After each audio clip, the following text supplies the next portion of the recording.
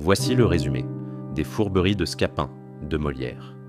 Si cette vidéo vous intéresse, likez, abonnez-vous et dites-moi en commentaire quel livre vous aimeriez que je résume prochainement. Mais au fait, pourquoi cette comédie du XVIIe siècle nous fait-elle encore rire aujourd'hui? La réponse à la fin. Alors voici l'histoire. À Naples, deux jeunes hommes, Octave et Léandre, ont profité de l'absence de leur père pour se marier secrètement. Octave a épousé Hyacinthe, une jeune fille sans fortune ni famille connue, tandis que Léandre est tombé amoureux de Zerbinette, une jeune gitane.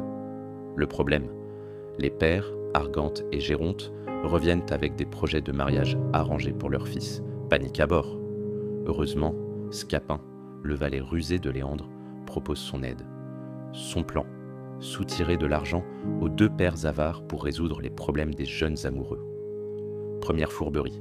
Scapin fait croire à Argante qu'Octave a été forcé de se marier pour éviter un procès avec la famille d'Hyacinthe. Il obtient 200 pistoles. Deuxième fourberie. Scapin raconte à Géronte que Léandre a été capturé par des Turcs qui demandent une rançon.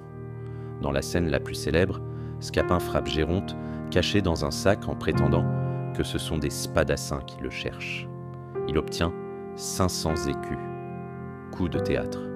On découvre qu'Hyacinthe est en réalité la fille de Géronte et Zerbinette celle d'Argante.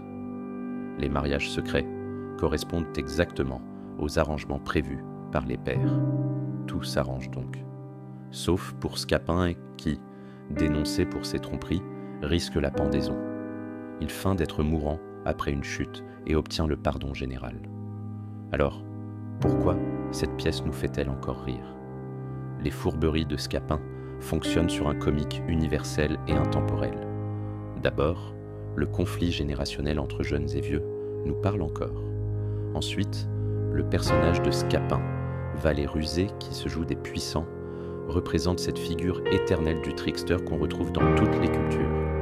La scène du sac reste un chef-d'œuvre de comédie physique et les dialogues savoureux de Molière, que diable allait-il faire dans cette galère, sont entrés dans notre langage quotidien. Enfin, cette pièce dénonce avec humour l'avarice, l'autorité abusive et les mariages forcés. Des thèmes toujours d'actualité, même si les formes ont changé.